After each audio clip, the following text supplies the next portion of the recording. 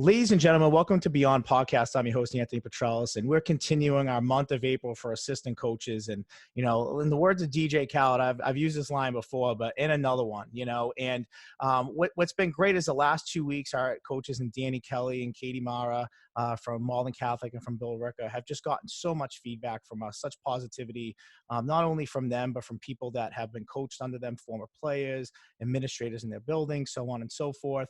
And it's great to really put these assistant coaches on a pedestal that they deserve to be on. And this week, you know, we go no further. I mean, you know, it's funny. I got a funny story about this one. So, you know, I got a letter of recommendation about this coach. The reason why this podcast exists is because of this next guest. This next guest is, I can tell they're a heck of a coach because the amount of patience and professionalism they had sitting with me and really teaching me technology and going over this was outstanding, A+. But then when I saw that their coach recommended him for this podcast, not knowing the connection between us a little bit, I thought was phenomenal. And when I saw the resume, I just knew. I was like, if this guy could teach me how to use a computer and download all this stuff, then, you know, he's got to be one heck of a coach too. So I'm going to read a little bit of criteria, introduce this guy. But again, he's been in Andover High School for the last 3 years. This past season, he was the head coach of the freshman basketball team. He spent a year in Everett. He spent a couple different stints in Danvers High School, spent a stint at Framingham High School, coached some AAU. So might be young in age, but very, very knowledgeable and experienced, and really is someone who I think after this podcast is going to pop a lot of ears of ADs and other coaches out there about the type of talent we have on the show today. So without further ado, from Andover High School, ladies and gentlemen, Mike Scarfo.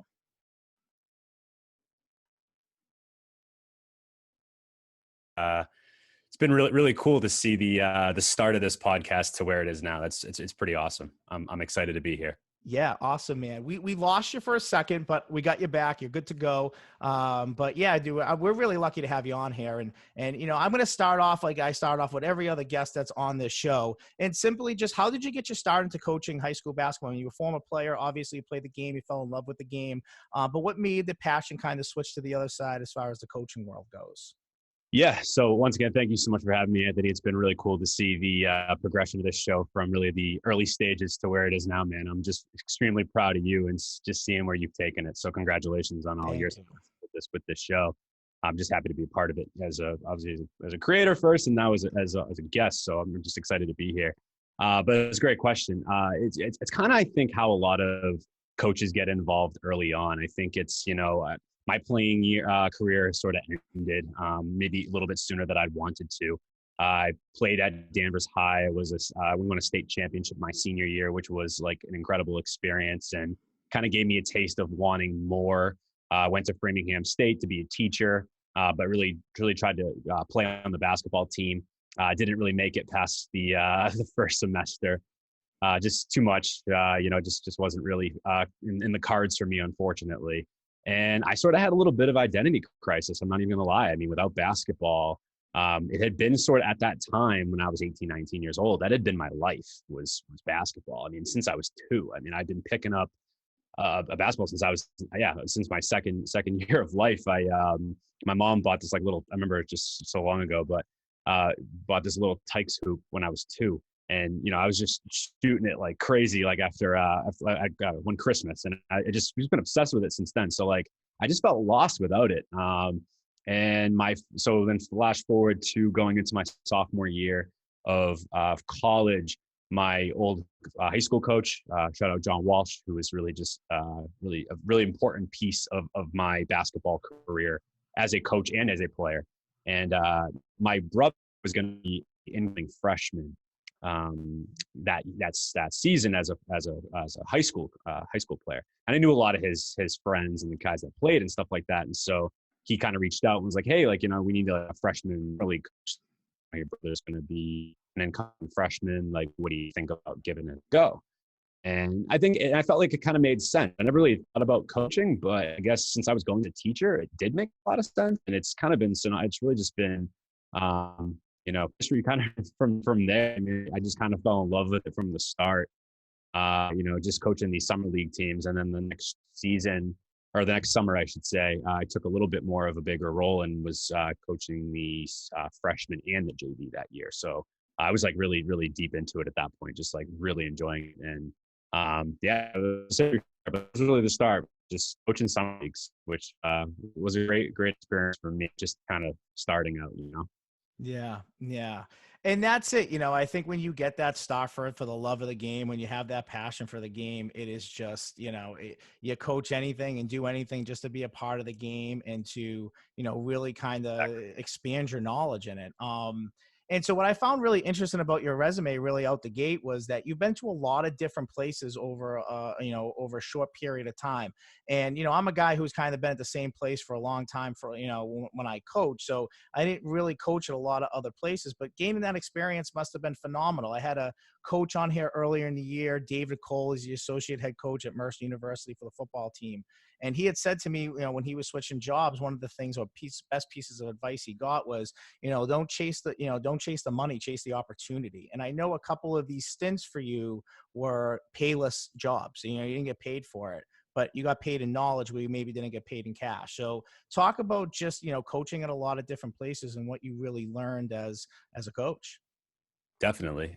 So it was never really like a conscious decision for me to kind of bounce around like I have. It was really, as you kind of said, I think you phrased the question well. It was more of just like going where the opportunity presented itself.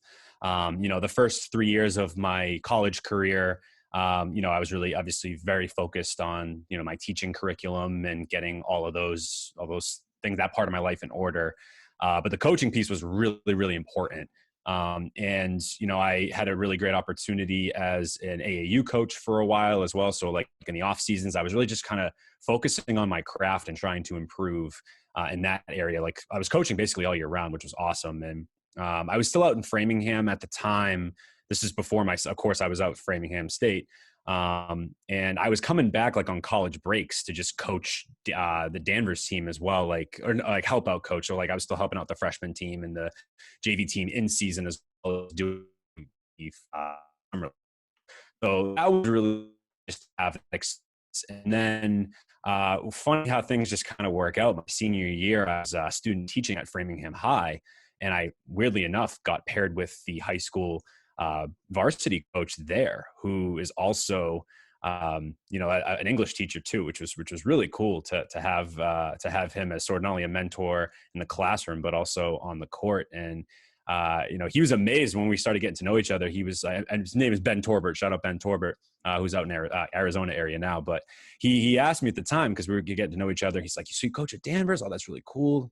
And he was like, "Well." He's like, "Are you still out? Like, why are you driving back out there all the time?" And at the time I was Tuesday and Friday nights, even throughout the year, I was driving back to Danvers for the games. I couldn't really be there every night, for the commitment of the practices and stuff like that. But of course, like, the big long school break, I was there and blah, blah, blah, blah, blah.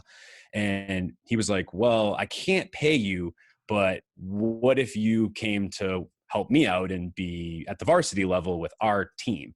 And it sounded like an amazing idea, just because I was already in the building. It was a different place, a different opportunity. It was varsity. I wasn't really with the varsity at Danvers at the time, so it felt stuck.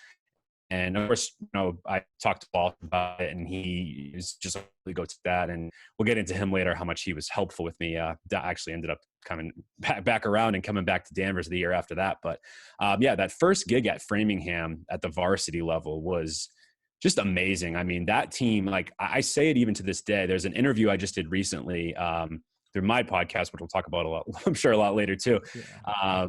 I saw affiliate called The Right Mind, and I won't get into that whole thing, but I actually ended up having one of my former players at Framingham as a guest on an Instagram Live. And he was telling me a story of how there was one practice, and I remember it too, where he wasn't feeling great and going through a lot, but just mentally like having a hard time and just checking out. He ended up quitting on the team that day, went into the locker room, and I kind of chased after him, and I was like, "Hey man, we need you."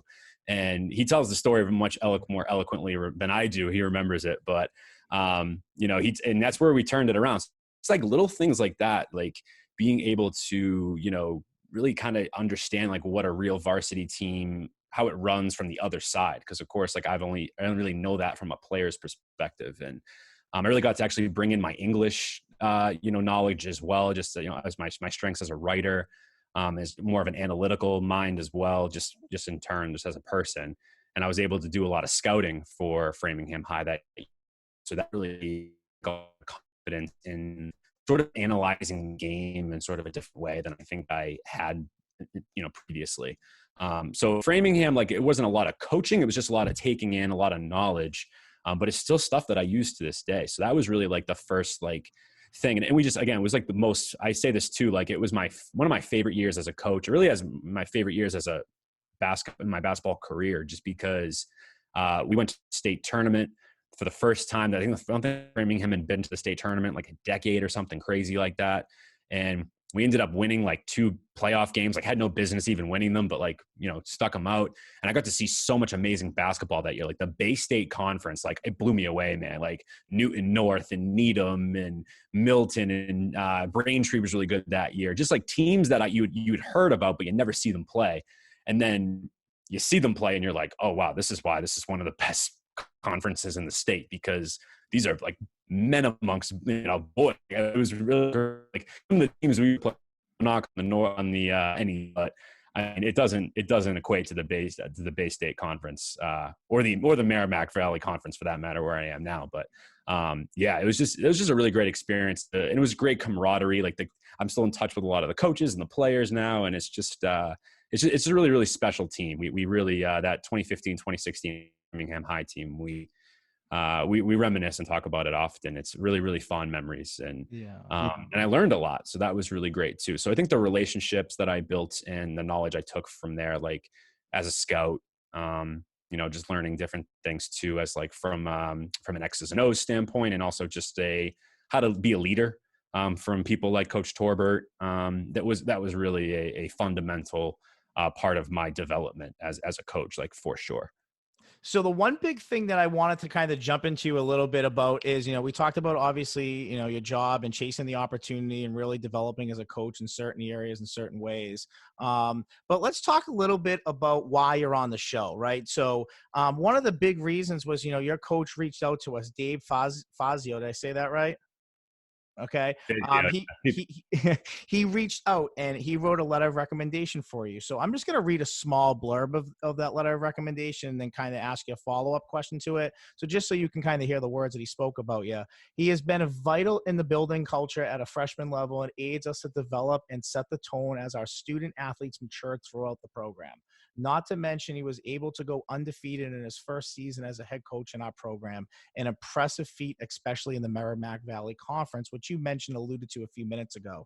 Talk about the relationship you have with your coach, and obviously you've been there for 3 years. I know you did a little bit of work with that beforehand with him, but just talk about the relationship and the type of coach that he is and what you've learned really being there.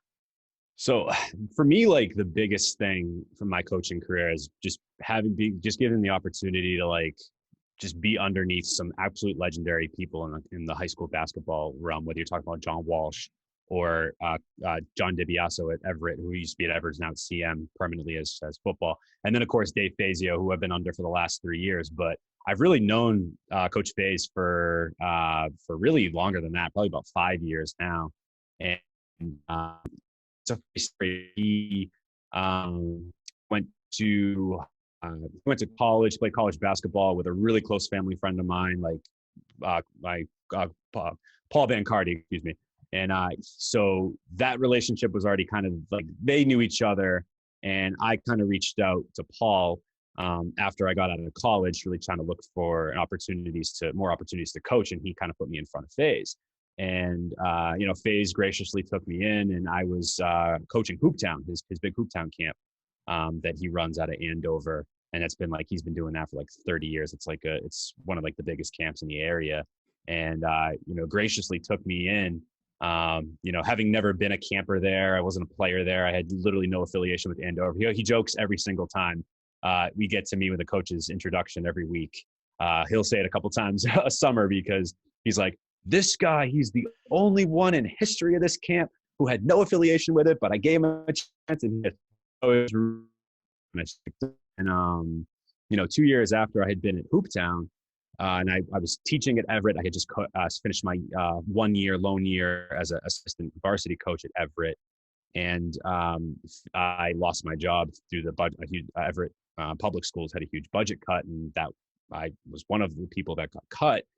And weirdly enough, an English job opened up at Andover, and that really just was essential in helping me get there. And and then of course it was just running, helping him out, doing whatever those first 2 years, just helping out as much as I could. And he's been like a father figure to me. Like he's the most lovable human being I've ever come across. Like he would take the shirt off of his back for you. Like he's one of those types of people. He's all about accountability. He's about hard work and dedication to the program and, all of that. But he really is just like an amazing, amazing human being first. Like, and that's what we preach at Andover. It's we want to make quality human beings. It's not about like making great basketball players. And he does that still. I mean, his unbelievable track record. He's been to the tournament for 30 straight years. It's just like the resume really just speaks for itself with Coach Faze.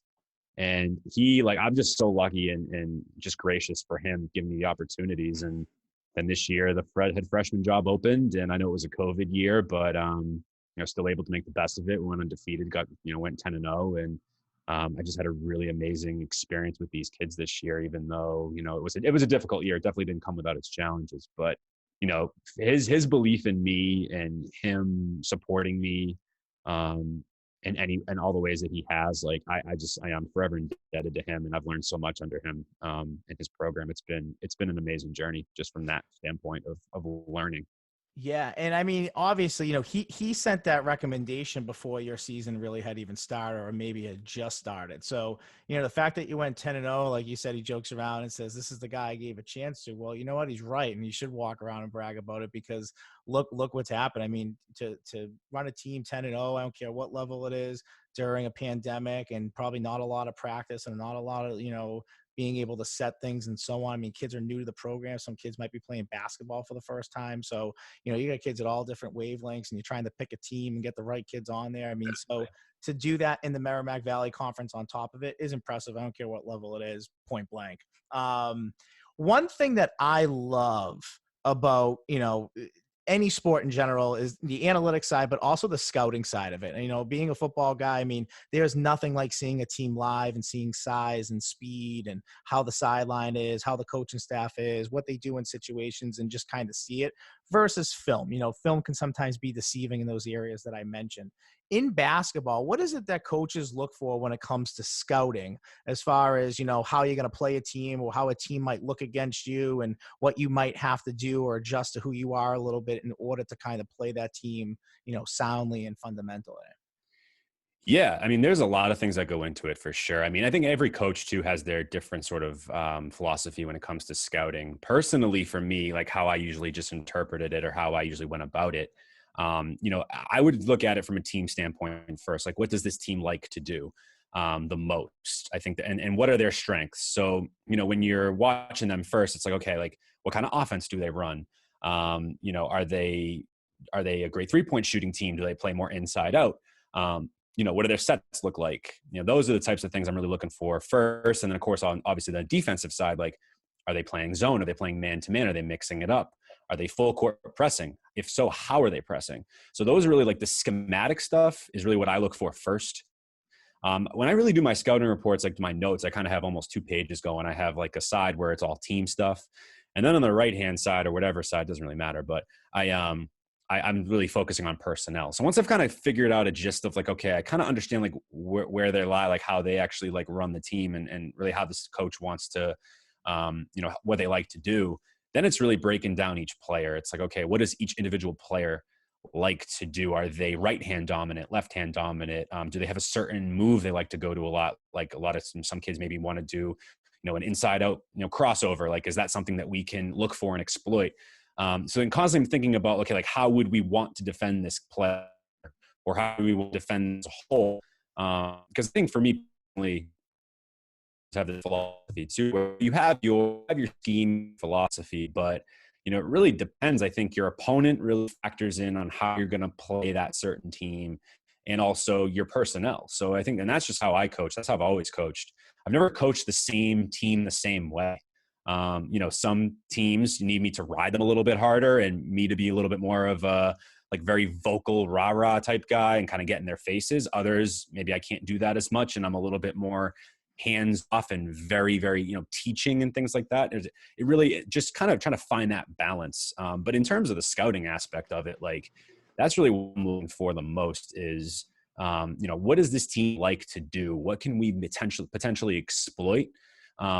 It's really that Bill Belichick philosophy too. I take it a lot of ways. It's like, what do you like to do the best? And let's try to take that away. Like that is really the first and foremost. I definitely, under many different coaches have had different philosophies that I've been under, I've been taught, in high school that, at the high school level to force weak hand. And I've been taught, more of the higher level NBA schemes, which is, keep it out of the middle and force sideline. So it's been really cool to kind of get it all in and see, okay, like what does this team particularly, how do they play and what do they like to do? So what can we potentially exploit? That's really the biggest thing I think is looking at first as a team and then, focusing on each individual player, their strengths and weaknesses. That's really, I think, the basis of scouting from a basketball perspective. Yeah, I'm always interested in, I know one world, so it's interesting to hear some of the similarities and some of the differences of how coaches go about, scouting an opponent and individual players, so on and so forth. So you alluded to it. So I got to ask you, your coaching style. I mean, are you Bobby Knight? Are you flinging a chair across the court to prove a point? Are you Brad Stevens that you can't read on your face? Or are you kind of somewhere in the middle? I mean, talk about your coaching style in the world of basketball. Because like I said, I love sideline watching. It's like one of my favorite things to do when I go to any game whatsoever at any level is just watching coaches. So talk about your, stylistically a little bit, who you are. And it's fun, like I still on the court, kind of different dude than I am outside of it. Like I'm very personable. Like I definitely a lot of ways, but I'm definitely a fiery guy. I'm competitive as heck. Like I want to be up in I want our players to be up in our opponent's face, like on defense. Like I want to be executing. Like that's really for me, like, I'm definitely a fiery guy. I'm definitely more on a Bobby Knight. So I'm not Bobby Knight. I'm not throwing things. That's for damn sure. But I'm certainly not Brad Stevens with kind of this demeanor. Oftentimes, any player you ask, when Coach Scarfo sits down, that's when things are going wrong. So I'm standing the whole time. I'm talking the whole time. And you know what? It's been interesting. Like, whoever I'm on the sideline against, some coaches respect it and appreciate it and like it. And they kind of go back and forth with me and kind of try to reach, my level, and other coaches don't care for it as much. So, whether it rubs people the wrong way or not, I'm not disrespectful or anything like that. Like, I don't think of it that way. I don't know. I got to hold my kids to a standard, my student athletes, and they're in the classroom, they're on the court. And that's really where I'm at with it. We're going to be respectful. We're not going to be whether we're up 30 or down 30. We're not getting into any of that chippy stuff. That's the stuff I can't stand. The fake toughness, the complaining to referee and things like that. That's something I've definitely gotten better at. When I was younger, I complained about every single call. And I think a lot of basketball coaches in particular in their young years, they make that mistake too early on. So, but I rein that in quite a bit. But yeah, it's more about just trying to and I tell my student athletes too. It's like, I can't be the most passionate guy in the gym. So it's almost a competition with my athletes. It's like, can you get to my level? Will you get to my level? And more often than not, that's my mentality. It's like, I want my students to be lions. I don't want it to be like I'm the lion with a bunch of cubs. Like I want to coach lions that end up becoming lions. Like that's, you know what I mean? So that way they're meeting me at that level. And then once they've met me there, then I can kind of taper it down a little bit. So you'll kind of see me at the very early in the game. I'm very fiery. And if we're doing really well and we're executing, I start to take it down a little bit because they've kind of taken on that energy and they don't really need me to do that anymore. And my team this year, we definitely started to see that a lot more. So it's, that's where I'm at. I just try to fire my guys up in any way that I can. And I'm a pacer. I'm I'm a croucher for sure. You know what I mean? Yeah. I won't throw anything though. That's for sure. I have a line. I won't cross that line, but that's Yeah. definitely, yeah. I mean, I was pretty, I was pretty fiery myself. I think, I was pretty quiet and well prepared. So when we didn't execute something, they heard it, and I had the famous paper throw. I had my script on my hand, and I think I could throw it 100 miles, but it's a piece of paper. It goes like 2 feet and falls to the ground, and it's just like one of those angry tosses that Yeah. kids are laughing at you on the sideline about. Would you say your approach is more like offensive oriented? I mean, today's NBA, it's 3-pointers, 3-pointers, 3-pointers. I mean, has the high school game? I had a Dennis Ingram on from Wilmington High School, and he had told me statistically how much they shoot 3-pointers. I mean, do you Crazy. see that at your level, at all 3 levels, freshman, JV, varsity? I mean, is the 3-ball just taking the game over? So at the varsity level, the 3-ball is definitely a factor. Like if you can't shoot the 3 from varsity level, varsity level and upwards, if you can't shoot the 3 somewhat consistently, you're going to probably have a tough time unless you're a really elite defensive team that can hold teams to in the 40s. But it's tough at that level. So to hold teams in the 40s, just the way that I think referees, and again, I'm not bashing referees or anything like that, but just the way the game is called, it's very much like you have to play sound defense nowadays. A lot of, I even think that's just a problem in the NBA level. I mean, they've been talking about that a lot this year too, especially they're kind of just almost over officiating the game. I'd like to see, let the boys play a little bit more, but it's kind of interesting with me personally because as a player, and anyone will tell you this, and this is going to be anyone that's, that's listening to this right now, it's probably me cracking up laughing, especially from high school. So definitely shout out one of my best friends, one of my former teammates, Nick McKenna, who's for sure watching or listening to this. He's probably laughing right now at what I'm about to say. So I couldn't play a lick of defense in high school. Like I was the 3-point specialist, weirdly enough. So I would come into games to be a 3-point shooter specifically, and that was it. And like even to the point where I'd be the games to get it miles up, so that way we get like one-on-one with like our who's like easily our best player, 6'9", 6'10", just an absolute animal. But that was my role. I was a 3-point shooter. That was my whole game. It's still my game today. Like men's leagues, like that's just, I'm jacking from NBA and I can make them. That's my game. But weirdly enough, as a coach, I'm very opposite. I say to my guys all the time, I'm like, go ask anybody that's played basketball with me. Like I've never seen a shot I didn't like. So it's a little bit hypocritical of me when but I do see the fallacies of that a little bit too, where, I'm very much more nowadays defensive minded and defensive oriented. And like I've certainly with my team specifically, if we come out jacking threes, like my players at this point, anyone that plays for me, they know that's not really what we want to do. Even at the AAU level, it's not what we want to do. We want to get in rhythm threes. So that's really the big thing for me. It's like, we're not doing the Steph Curry thing, right? Because there's only one Steph Curry. No one's out there, you know what I mean? Like going through their legs behind the back, jacking threes. We want to get threes that are in our system, that are in rhythm, right? Off of a ball reversal or in transition, maybe wide open threes. And maybe we're kicking out or, we're, penetrating the paint, crack backing, or things like that. Like that's really where we want to get those, like we want to get good, solid in-game threes. And that's really where I sit with it. I definitely like,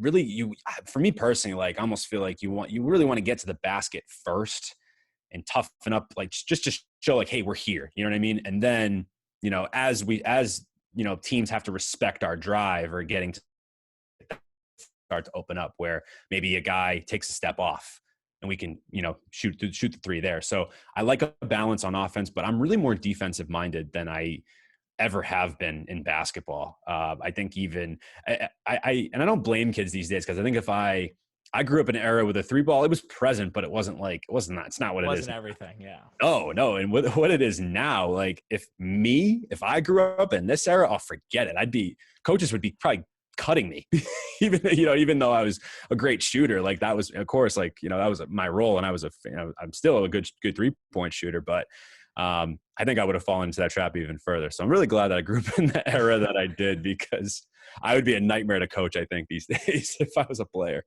So Yeah, and I mean, it's just funny hearing that because again, like I grew up in an era. I mean, I had a guest on here, Gene Bain, who's the head basketball coach at Brandeis. He was in yeah, Medford. He was, GBL MVP stud. And when I asked him how many 3-pointers he maybe shot in a game, he goes 1, maybe 2. I mean, that's right. like mid '90s, '95. So 25 years later, maybe 26 years later, to see how different the game is.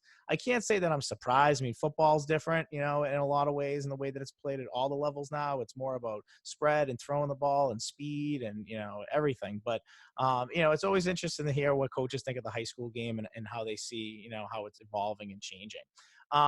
Before the pandemic, I know that you had a pretty good business going with basketball, Skills with Scarfo.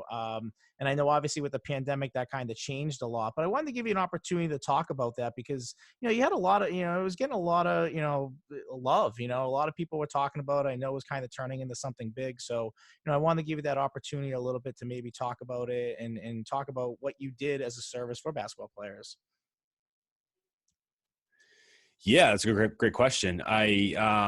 It's funny because I know I coached AAU for a number of years with Mass Evolution, and they gave me really like my first like real head coaching gig. So I'm kind of forever indebted to them, Randy Bennett and Dave Harrington. They did such a good job, like just kind of getting me my first, my first real opportunity as a head coach, and that gave me a lot of confidence. And I learned a lot of just like skills and drills stuff from them because they did skills and drills nights all the time, and I was working a lot of them. I mean, and again, it's just like that's how dedicated to I was even then. Like being a sophomore, junior in college. I mean, on a Tuesday and Thursday night, after a long day of classes, like I'm driving from Framingham to Woburn to work a hour and a half through 2 hour skills session.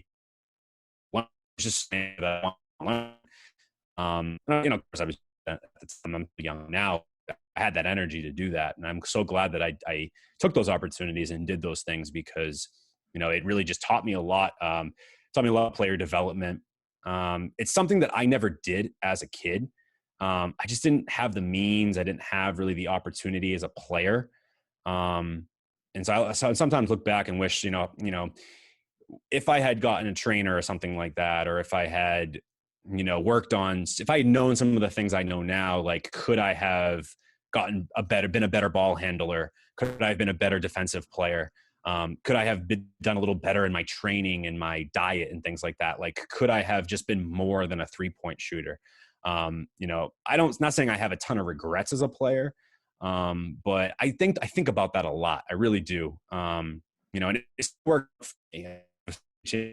Like people that I'll never forget, and I'm forever grateful for them. But I do think about that a lot, and and I think about how fortunate I was, and not as many players I think are fortunate as fortunate for that. So for me, it was more about taking the knowledge that I had from that era of my coaching career in the AAU sector, and then when I got to Andover, really just trying to find a role because there were roles established. I was coming into a place that was obviously like already well run without me. Like they didn't need me to run Andover basketball. Let's just put it that way. And I should find a role, and my role was skill development. So that's really what I ended up being for the first couple of years. And I got kind of good at it. And I was like, and I got people like outside. I can't remember who my first real like client was, but I think someone from the team had asked me like, hey, like, would you be able to like do this with me one-on-one, like after school? And I was like, yeah, sure. Why not? Actually, I do remember it. I think it was Gavin LeBrun. Shout out to him because he's one of our rising senior players for the Andover team. So actually, after school, we'd just be like, Fazio even pulled me aside. He's like, Gavin needs to be a better shooter if he's going to ever make the varsity. And like, it's true. And Gavin's a phenomenal player, but he isn't their best shooter. So we were working on his shot all the time, like after school. And naturally, just more people, like just more student athletes wanted to get involved. Like more of our basketball players want to get involved. So I started up just like a little side business, with outside of that even too. Like I was, training all my years. Kids from the middle schools, 8th grade and 7th grade teams were like asking me to do their skills and drills and run them through skills and drills. And then, I was even able to like some of my old, like I said, AAU guys who were going into college. They kind of like And I started a little Instagram page and like, I was just doing it like outside, even like anywhere, any gym in the area, I could just run and doing shooting ball and just different drills to get these kids in shape. And I even had an old AAU player, TJ Magliozzi, who didn't know really his way around the weight room. And so I brought him into the weight room. I got him on like a weight plan and a diet plan, and I kind of just became like a sponge, like really just tried to absorb as much knowledge. Like, I mean, I was looking up drills online for days and going back deep in my archives from the AAU days and trying to going through my coaches packets from Framingham and Danvers and where I was learning at Andover, put my own little spin on it. And I ended up having I think this was the summer of 2019. So this would have been not last summer, but the summer before. I was up to probably 16, 17 clients, and I was doing small groups. So I was grouping certain players together that had certain skills. So I had a couple of college groups where they were all rising freshmen or sophomores in college. I mean, one of my players was a Division II player now. He plays at Lemoyne, and another player who was playing at Salem State. So, and then all the way down to middle school. So it just was very encompassing with all ages. But it was good for me too, because I was able to get better at that, get better at the skill development part. Cause that's really important too. I think if, it's one thing, this was me, I was in love with basketball after school, was outside and shoot around. And it helped me because I was such a good shooter, but I didn't focus on any of the areas of my game. I think because there was part of it too, is because I knew it would be hard. It would be hard. I knew I was a good shooter. It would be harder to get better at the things I wasn't good at. So I really emphasize with anybody that I train. I mean, again, I'm not really doing it as much lately because of the pandemic and things of that nature, and just other areas of my life kind of, getting a little bit more attention. But I really value that part of it for sure. And just how to play the game, that's a little bit lost right now. Everybody wants to be Steph Curry. Everyone wants to be Jason Tatum. But every team needs a Marcus Smart. Every team needs a Draymond Green. You know what I mean? So that's really where I sit with it. It's I tell my players all the time, whether they play for me on the team or whether I train them, find your role, figure out what you do really well, and work on the things that you don't know how to do as well. And that's kind of where I came in for a lot of players. So that was just a really great experience. And I just thank everybody that had their faith in me to help them throughout their basketball careers. That's I think the most humbling thing about it for me is seeing the reception of people that actually wanted to get training by me. So that was really cool. Yeah, and I think you alluded to, I mean, the maturity. Yep, young in age, but mature in coaching. I mean, you want to build a team, and I think it's important to let kids know that, hey, if you're not the superstar, this is what you bring to the table for us. This is who you are as a player, whether it's a defensive specialist, a shooter, somebody who's going to come in and just give you tough minutes, crash boards, take hard fouls. I mean, a roster's full of guys that you could easily use and implement in the ways that you feel are best for your team. So, you said this at the very beginning of your self-talking. As a coach, basketball, I know is now a sport that is played year round. It is played around the clock. There's so many different AAU programs or leagues that you can play in, summer leagues, town leagues, whatever. As a basketball coach, what is your advice to young kids that are basketball players, that maybe basketball is their number one sport, or they're trying to figure out their sport? I mean, do you guys encourage these kids to play other sports and be competitive? Or are you a big advocate for kids playing AAU? Or are you somewhere in the middle? Are you guys, you want them playing some basketball, but you want them playing other sports too and being competitive and putting themselves in that situation? I mean, talk about maybe your thought process behind that whole AAU versus playing other sports. Sure. So if you're a freshman, sophomore, junior, senior, let's say if you're in high school, if you want to, I'm never going to be somebody that encourages kids to stop playing a sport to focus on another. I did a project my senior year of high school, I want to say, and I did done some research about this too, about just overuse injuries. And that's what that is just kind of the consistent repetitive movements in a specific sport, how that can actually take a toll on you. I actually have an overuse injury myself because I focused on basketball too long. I actually have something actually wrong with my foot. I won't even get into that, but because of the constant cutting as a basketball player, it actually like messed up one of my feet. So I actually don't encourage to be sport specific unless you like know for sure. But if you love other sports, like if you, even if you are sure though, even if you know, like, hey, I'm going to go play college basketball, I never would tell a player to not play a different sport. And really enough, I was told that. I was told to quit soccer, to focus on basketball when I was a freshman, because I had potential as a freshman. I had people in my ear saying, because I started, it's a funny story, but I started JV as a freshman in high school. And I was told, oh yeah, like you're going to be a varsity guy by sophomore year. You're going to be a varsity guy by the end of freshman year. Like you need to be sports specific at this point. And I took that to heart.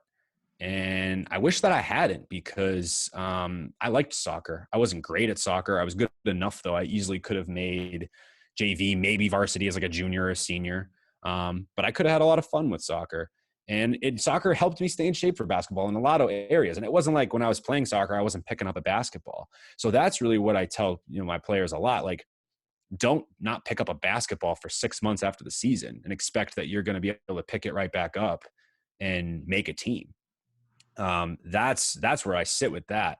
If you care about a sport, definitely at least give it some sort of, even if it's, a different season, like if it's a baseball season for you and you're a basketball player though, and you really still love basketball, on the weekends, take 2 balls and do some 2-ball dribbling, shoot free throws, run 16s, do something that's going to keep you in somewhat basketball shape, play your summer league basketball with your basketball team, right? Like things like that.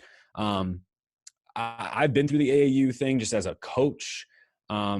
I can't say I love the AAU culture, but I understand what it does for players, specifically players that are really looking to up their game at the college level. So I'm never going to tell anybody to kind of do one thing or the other. I think that would be a disservice for everybody because everybody's different. Everybody does things differently. I would just say it's almost kind of an opposite. I'm almost going to just answer this with like not an answer at all. Really, don't tell anyone what's best for you. You know deep down what's best for you and what you really like. Don't let a coach tell you to quit another sport. I don't like that. I don't think that's, unless you think it's best for you, unless you think, you know what, I'm a junior now. I really need to focus on hoops, or I need to focus on baseball. I need to focus on swimming, whatever the heck it is, football. I'm going to get rid of all my other sports senior year. Fine. That's fine. Like I would never say that's the wrong thing. But if you're 12 years old and someone's telling you, hey, listen, you're a football prodigy, like you should just pursue football. Like Pat Connaughton's the perfect example of this. I tell Pat Connaughton all the time.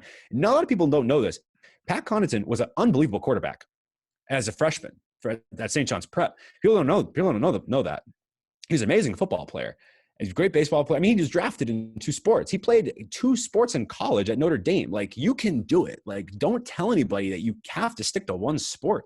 I mean, there's a lot of LeBron James played football through his senior year at high school. Like he had Ohio State looking at him to play receiver at tight end or whatever it was. Like, don't let anybody tell you should stop playing a sport, especially if you like it. If you are kind of losing love for a sport and you really are infatuated with like one specific sport, great. But I wouldn't say don't be sport specific until you're at least in high school. Even past that, freshman year, like, go play freshman soccer. Those are the best times of your life. You're never going to get those opportunities back. You know what I mean? So I really 1000% regret quitting soccer when I did. I quit after my freshman year. And I really, honestly, for the longest time, I kicked myself about that. No pun intended. I really wish I had stuck with it. I really do. I really do. Even though I'm not great of a soccer player, but I really do wish I stuck with it. Yeah, and that's the thing, I think focusing on one sport, and maybe it's just tough because the world that I'm in, it's not like there's football leagues outside of the football season. I mean, you got 7-on-7s and things like that. But, to me, like you use different muscles for different, sports. I mean, I was a football hockey player. So when football season ended, I thought I was in tremendous shape. And then I start hockey and I go through tryouts for 2 days. My legs are sore, my body's sore. And I'm like, what? I thought I was in really good shape. It's different muscles. And, when you're just in a weight room and you're not really doing much and you're just focusing on one sport, like you're not putting yourself in competitive situations. You're not developing as a leader. You're not developing as a teammate. You're not putting yourself in tough situations and get that mental mindset correct. So I'm a huge advocate in playing multiple sports. I think it helps you develop and grow, not only as a player, but as a boy turning into a man or a girl turning into a woman. It really helps you develop who you are as a person a little bit. So, just from the mental aspect of it alone, I mean, from a person aspect of it, forget the sport, just the development of the person in general. I mean, those are the skills you begin to develop in life when you're not playing sports anymore and you're going to college or going in the workforce or going into the service or whatever it is you do.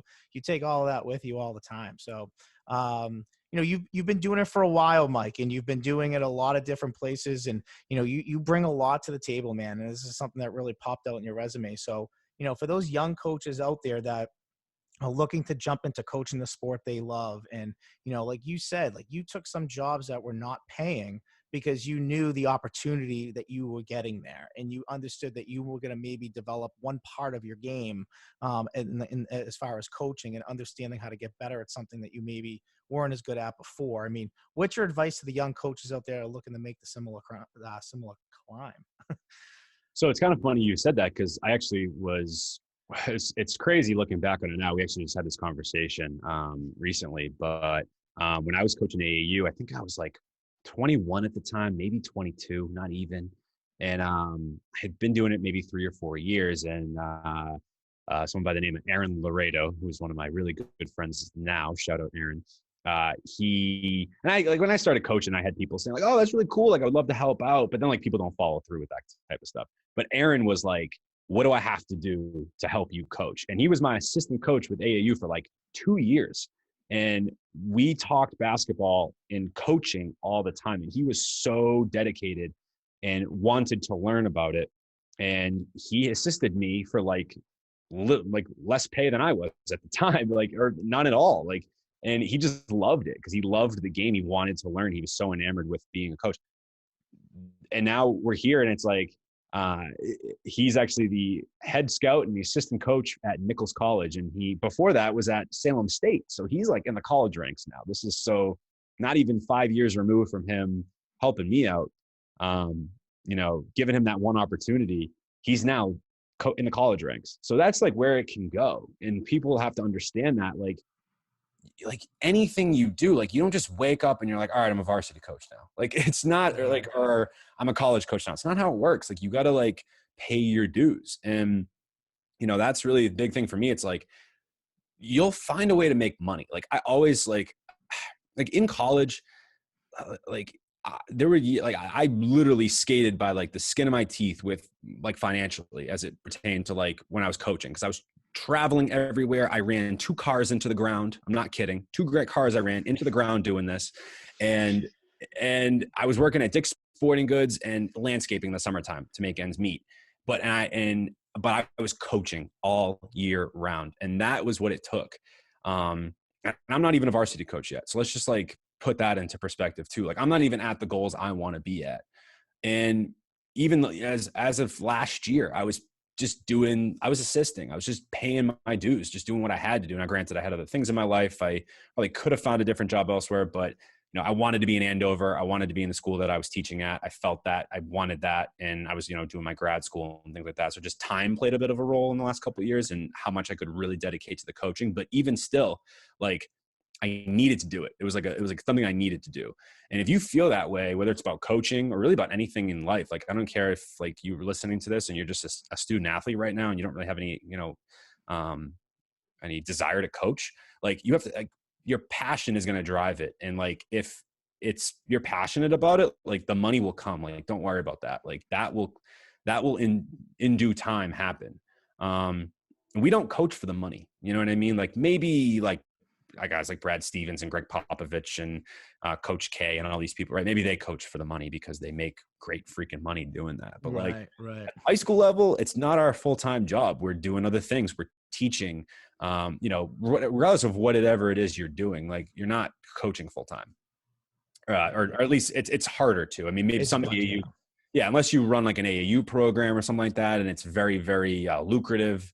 That's kind of a different story. Like sponsored AAU programs, it's kind of a whole different thing. But like besides that, you're really, unless maybe you're at like a private school or something like that, like an illustrious private school. But like but I guarantee, ask any of those coaches that are in that girl, like they worked their asses off to get to that point. Like I remember FaZe telling me this, his first year he ran Hooptown, he did it in Drake it. I think it was in like a parking lot or something. And he put up a couple of portable basketball hoops and he like 10 people. Now his camp, Hooptown camp, sells out 4 months before it even starts. He literally, it's April, it's already sold out. It's been sold out. And it doesn't even start until June. That's what I'm talking about. 300, and he has 300 kids a week running through that door.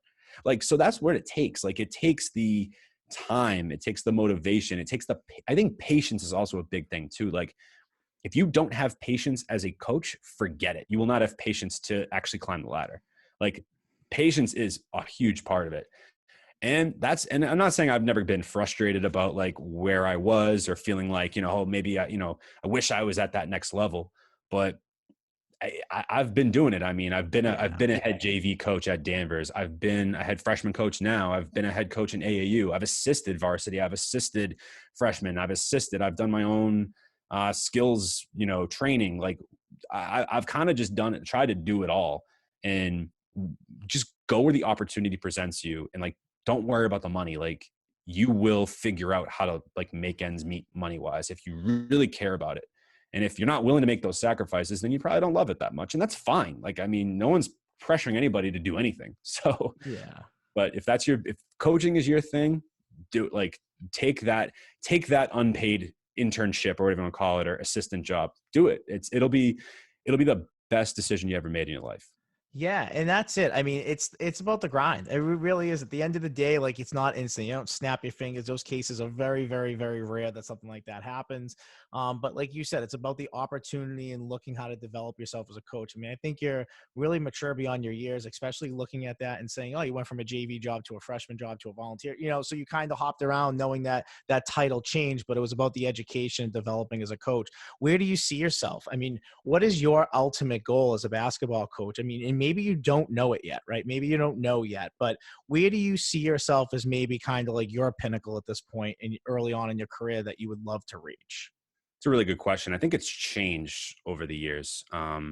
So I think I can only speak where I'm at currently right now, but where I sit right now, I think I would be most happy as a head varsity coach somewhere, and wherever that is at some point in time. Like I said, I'm 27, so I'm still young. I mean, I've actually interviewed for varsity jobs in the past. That was a great experience too. And thankful that athletic director actually called me and took the time to like talk to me about, this was years ago, but like, where I was at the time. And, him just saying, hey, like, nobody gets their first job they apply for. And I was young I was even younger than I am now. So it's like, but the experience is great. I mean, going there and seeing what an interview is like and who's involved and what types of questions you get asked. I mean, who cares about getting turned down that young? Now you know what to expect. Like, now you get it. Exactly. I was only 23 at the time, and I had just gotten my stint. I just had my stint as the head JV coach at Danvers.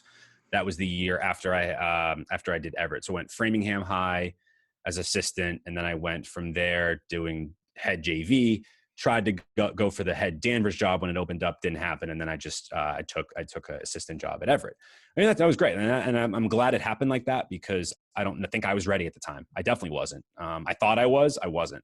And that was really the key thing for me. And I think if you had asked me 5 years ago, I definitely would have said, definitely want to like coach college. And like I said, I mean, I have a really close someone in my family who was, I mean, when I was growing up, like an uncle, he was, best friend of one of my parents. And, and he's Paul Bancardi, as I mentioned, he was an Ohio State coach, and he's the head of ESPN recruiting. So like, I grew up with someone like that in my immediate, like kind of an immediate circle, immediate family.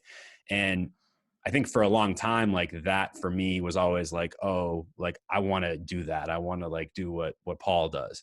And, but that doesn't come out without its sacrifices too. Like, I mean, he traveled around a lot, like his family had a lot of sacrifices doing that. So, and he would probably obviously speak on that better than I could. But I think if you'd asked me 5 years ago, I definitely would have said college. I don't think that's it anymore, though. I think for me, the pinnacle would be running my own camp, which I actually had in the works.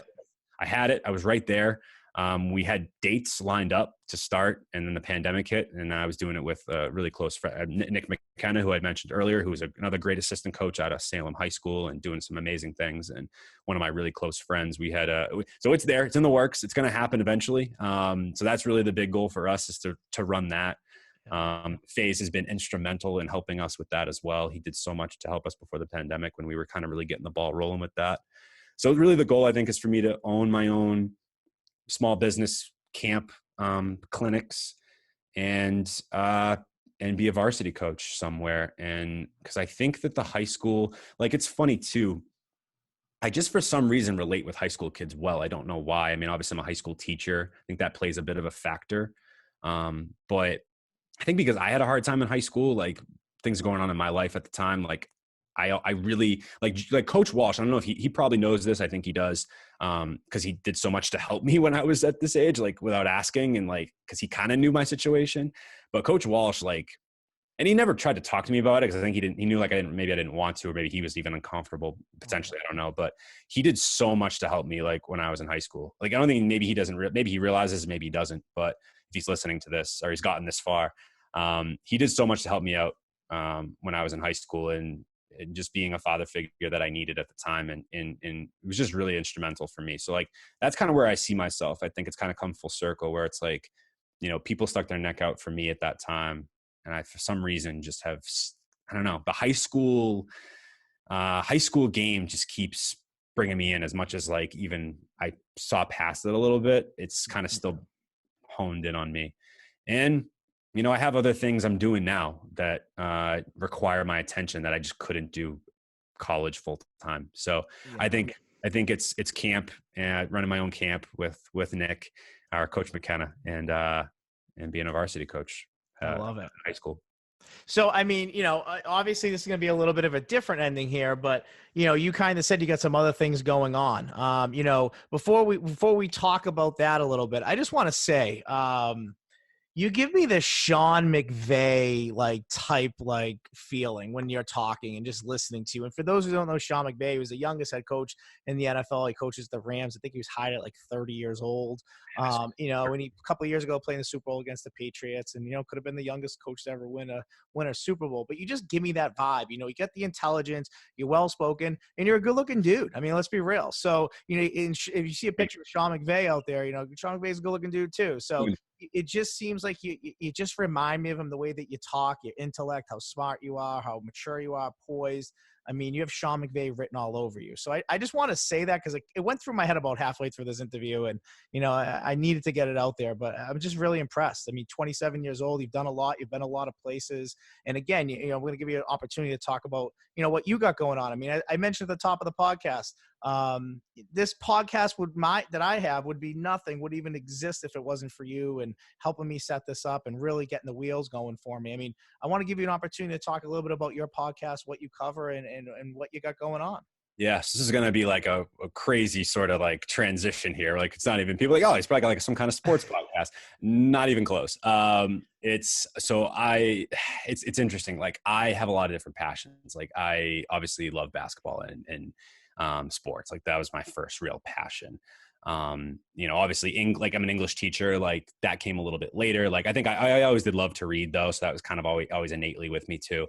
But I'm a huge music head too. I love music. It's like one of my favorite things. I just get lost in it. And it's something I just grew up on music. And this is actually like where I record my podcasts, and this is my aesthetic. So if you follow us at Turntable Teachers, my podcast, this is what you'll see. It's a little logo here. My girlfriend, Carissa, shout out her. She actually, who you know very well, you work with her. She made this canvas thing. And then I built the studio and stuff like that. So it's been, so I started the Turntable Teachers podcast.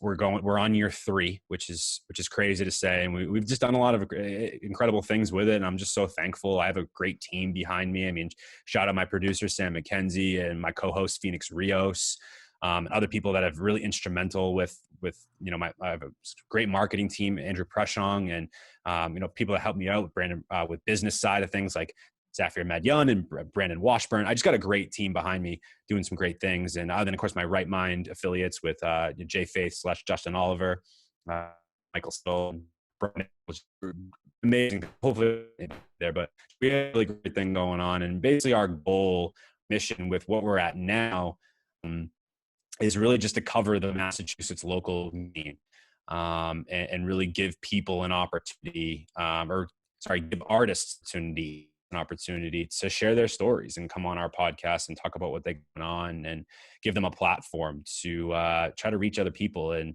I think that too, like when you think about it as it pertains to coaches or really anybody that's in the spotlights or doing something like this, whether it's coaches or, musicians or entertainers, like we're all human beings at the end of the day, right? Everyone's got a story to tell. Everyone has like something they've done in their life that's, worth talking about.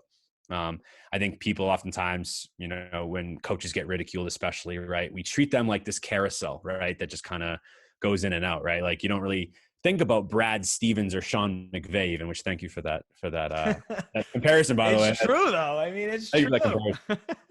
But someone like Sean McVay, like I don't know if people necessarily think about who Sean McVay is as a human being. Maybe they do, right? But like you just see, okay, Sean McVay, the football coach. But he's a human being. He goes through the same mental health anxieties and highs and lows of life, like whatever it is. Like he's been through just as much as any other human being. And that's really like, in essence, what about us. It's more about educating through music. It's, of course, we want to like have, people to obviously give them a platform to talk about their music. And a lot of people don't understand, like Massachusetts has a really great budding music scene that people really need to tap into. So if you're a music head and you enjoy music, which again, we all have different things that we enjoy, like, and hobbies and whatever. Like, it's funny. You and I were talking about this a little bit off air. Like, I think people from my coaching realm, they don't really know much about the podcast because it doesn't really come up in conversation. Right. And vice versa. Like people that I have on the podcast, like nobody knows I'm a coach. Like it's come up maybe like a handful of times in interviews, but like maybe like somehow we get on like a topic, but it's not really anything I'm like. So when I actually start to put this out on my podcast, people are going to be like, what? Like you coach? Like people are going to have no idea. And it's crazy that's how it is. But yeah, man, I just have really found a passion for not only the music side of things, but podcasting itself. Cause I feel like podcasting, as you know, Anthony, like it's an art form. It's interviewing someone and running actually a show. There's involved in fall in love with it. People can clearly hear this podcast, they know I can talk. It's something that I've certainly just gone in full force, 110%, which is like, well, I guess what I do like with everything. I'm almost have to sometimes take a break and give myself an opportunity to just relax sometimes and not be so into everything that I do. But it's hard for me. I can't help it. So it's something that I'm super passionate about, and been fortunate enough to create the time to run it successfully. And we still have a lot of things we want to do with it. But yeah, I mean, we review music, we national and local, try to keep as much. We run a curated playlist. So if anyone's on Spotify, look up Night School New Music Playlist. And we update it every Friday and put brand new music on there. And I guarantee there's going to be something on there for everyone, no matter what genre you like.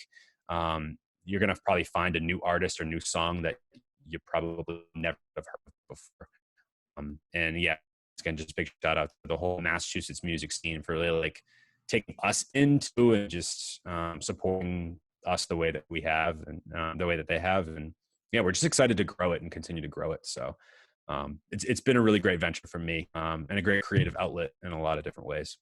Yeah, absolutely. I mean, I see your trails a lot. I've listened to a few episodes and it's awesome. I mean, you're just very knowledgeable in what you do. And that's, I think, the respect I have for it is I may not know a lot about that particular category, or that particular, podcast that you do, but to hear the passion, the research, how you talk about it. I mean, I respect it so much because that's what I do on this. I mean, I'm all about the research and all about really trying to find coaches that have great stories and, have great numbers when they have great numbers, and be able to show that off. And I think it's awesome. I listen to it. If you guys haven't checked it out, Turntable Teachers, it's a real good listen for sure.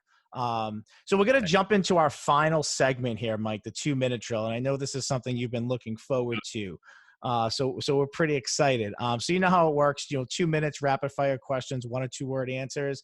We're pretty lenient if you want to explain a little bit more. I do get a challenge. You get a challenge if you want to explain something a little bit more. It's a fun segment. It's meant to be a lot of fun.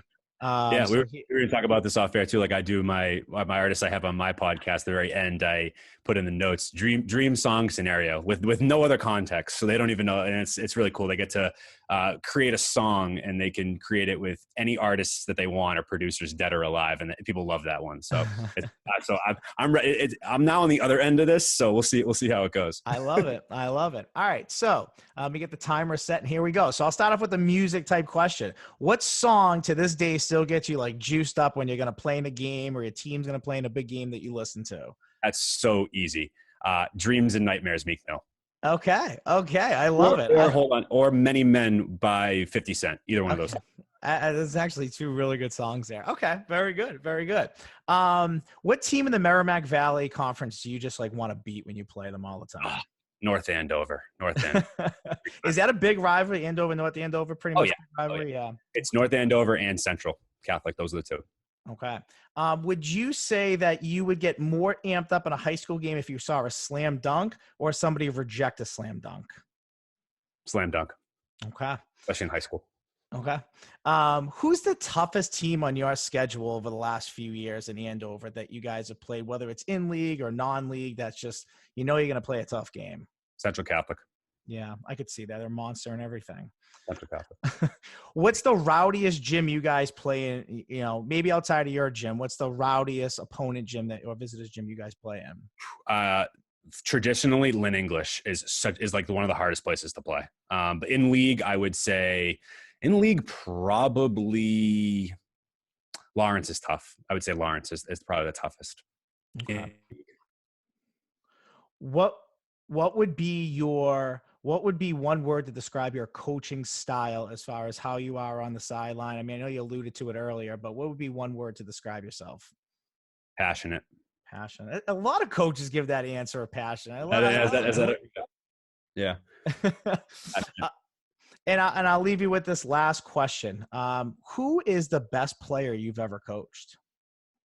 Wow, that's a really good question. I'm probably going to forget somebody.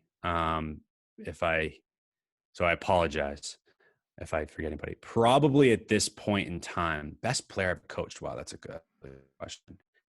I would say the best player I ever coached was, wow. Tough questions on the 2 minutes. We don't mess around. That's a tough one because it's great. I've coached so many great players. I would say probably I'm going to say Mikey Bradley from Framingham High and the reason why I'm going to say Mikey is he was just a dynamite player. Just so athletic, he was a good defender. He was a good 3-point shooter. He could get to the rack. He had this unbelievable in-game dunk that I still have like on film some point. That was just a lob alley-oop dunk, which is craziest thing. And he like broke his hand in the sectional final of the playoffs and won 2 games. And then the third game was sectional final against St. John's, broke his shooting hand, and still played the whole game. And to this day, like, never seen anything like it in my life. Didn't have that great of a game and we lost. He's not the reason we lost by any stretch. They were just really good. But he was just a talented kid and just a great person too. So I'm probably gonna go with Mikey Bradley. Okay. All right, Coach, you survived the 2-minute drill. You've gone through and you've done a great job. So I want to thank you again for coming on here. I think you're a special talent. I think that a lot of head coaches that are listening out here and a lot of ADs that listen, and we've gotten a lot of great feedback over the last 2 weeks with our assistant coaches. They're listening to you right now, and they're probably more shocked that you're 27 years old. And I think that you have whatever it is you choose to do, whether you blow up with the podcast, which I know that's coming around the corner, whether you decide to start your skills camp or be a varsity coach, I know that you're going to bring it in whatever you do and whatever that goal is for you to reach. So, I just want to say we're really excited to have you on here, and thanks for really spending the time with us to let us get to know who you are a little bit more. And if people don't know, they'll know pretty soon. Sure. No, Anthony, like I said, appreciate it so much. And again, like shout out to everybody that's been in, my coaching realm and career and that's helped me get to this point. I've named so many people already. So if I forgot you, I sincerely apologize. But yeah, it's just, and that's people and that's how I feel. And without that's got me to this point, I wouldn't be here. And I'm just super thankful and blessed, and I'm excited for the journey, wherever it takes me. And I'm so excited for you. I think what you're doing is amazing. I love the podcast, man. You're just taking it places that quicker than I ever even imagined that you would. And you just seem so comfortable doing this now. And I'm just I'm really proud of you. And you should be proud of yourself. And you got a really great thing going here. And shout out to everybody else that's also been on this show, especially the assistant coaches, because you guys know the grind. And so anyone that's been listening to this, thank you so much for taking the time to get to know me a little bit. And I really appreciate it, man. I really Yeah, appreciate it. absolutely. No, and as I said, it was an honor to have you on here. So, I always remember where I came from. You were at my house, helped me put this together. And, if it does anything, it's because of you. So I truly appreciate it, man. And, again, from Beyond X's and O's podcast, I'm your host, Anthony Petrellis, Mike Scarfo, Andover High School. Till next time.